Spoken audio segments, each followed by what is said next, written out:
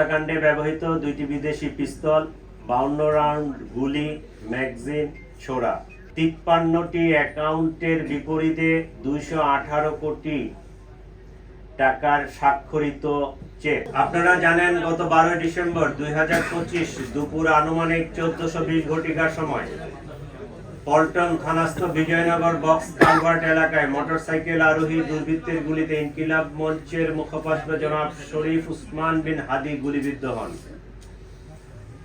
দ্রুতই তাকে Dhaka medical college হাসপাতালে প্রেরণ করা হয়। পরবর্তীতে রাজধানীর একটি বেসরকারি হাসপাতাল এভারকেয়ারে ভর্তি করা হয়। পরবর্তীতে উন্নত চিকিৎসার জন্য এয়ার অ্যাম্বুলেন্স যোগে তাকে সিঙ্গাপুরের জেনারেল হাসপাতালে ভর্তি করানো হয়। সেখানে চিকিৎসাধীন অবস্থায় 18 ডিসেম্বর তিনি শাহাদাত বরণ করেন। ইন্না লিল্লাহি ওয়া ইন্না ইলাইহি রাজিউন। আমরা তার বিদেহী আত্মার মাগফিরাত কামনা করি, আল্লাহ তাকে জান্নাত নসিব করুক এবং তার পরিবারকে এই শোক সইবার মতো শক্তি ও সামর্থ্য দিক। এই ঘটনার প্রেক্ষিতে রাজধানীতে পল্টন থানায় একটি নিয়মিত মামলা রুজু হয়, যা পরবর্তীতে হত্যা মামলায় রূপ নেয়।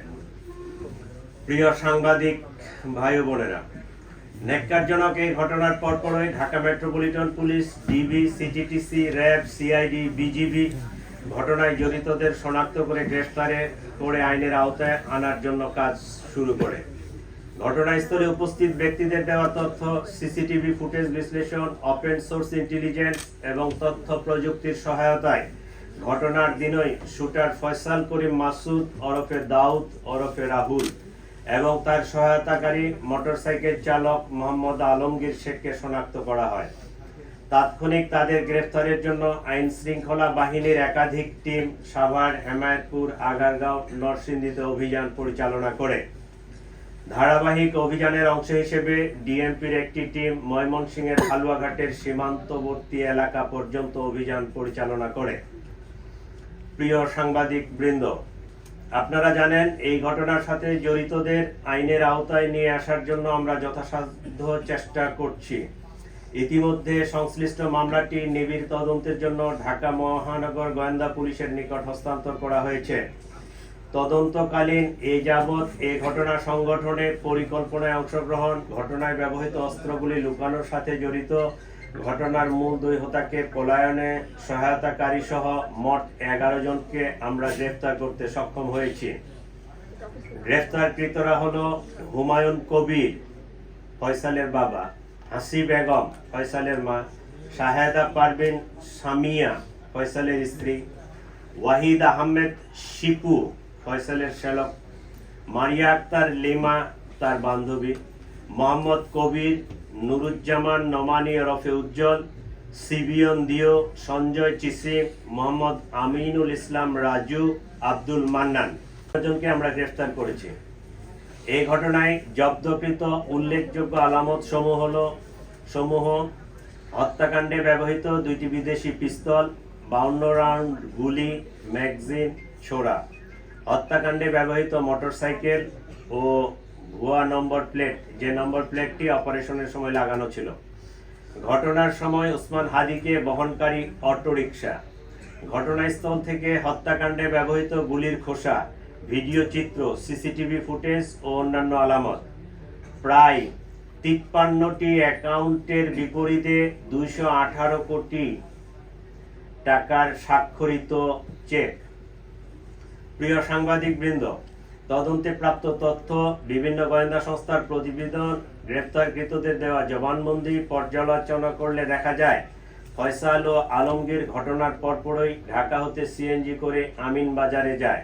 পরবর্তীতে তারা মানিকগঞ্জের কালামপুর যায়। সেখান থেকে পূর্ব পরিকল্পনা অনুযায়ী একটি প্রাইভেট কারে করে ময়মনসিংহের হালুয়াঘাটে পৌঁছে।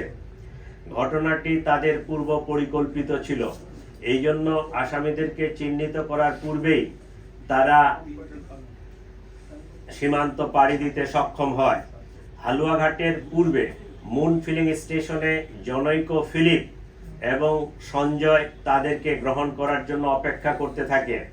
ফিলিপ তাকে সীমান্ত পার করে ভারতের মেঘালয় রাজ্যে জনৈক পুত্তির নিকট হস্তান্তর করে। পুত্তি এক ট্যাক্সি ড্রাইভার স্বামীর কাছে তাদেরকে হস্তান্তর করে। স্বামী মেঘালয় রাজ্যের তুরা নামক একটি শহর আছে, সেই শহরে তাদেরকে পৌঁছে দেয়। আমরা ইনফরমাল চ্যানেলে মেঘালয় পুলিশের সাথে যোগাযোগ করে যেটি জানতে পেরেছি, তারা ইতোমধ্যে পুত্রী ও স্বামীকে গ্রেফতার করেছে। আমরা সন্দেহ করি আসামিদ্বয় অবৈধ পথে সীমান্ত পাড়ি দিয়েছেন। এই ঘটনার সাথে বিভিন্নভাবে জড়িত থাকার কথা স্বীকার করে গ্রেপ্তারকৃতদের মধ্যে 6 জন স্বীকারোক্তিমূলক জবানবন্দি প্রদান করেছেন এবং 4 জন সাক্ষী তারাও 164 ধারায় সাক্ষ্য প্রদান করেছেন। প্রিয় সাংবাদিক বৃন্দ, চাঞ্চল্যকর এই ঘটনায় রুজুকৃত মামলাটি অত্যন্ত গুরুত্বের সাথে আমরা তদন্ত করছি। গ্রেপ্তারকৃতদের কাছে পাওয়া তথ্য, সাক্ষীদের জবানবন্দি, উদ্ধারকৃত আলামত পর্যালোচনা ও সার্বিক বিবেচনায় মামলাটির তদন্ত শেষ পর্যায়ে রয়েছে। আগামী 7 থেকে 10 দিনের মধ্যে আমরা চার্জশিট প্রদান করতে সক্ষম হব ইনশাআল্লাহ। সরকার ইতোমধ্যে দ্রুত বিচার ট্রাইব্যুনালে মামলাটি নিষ্পত্তি করার ঘোষণা দিয়েছে।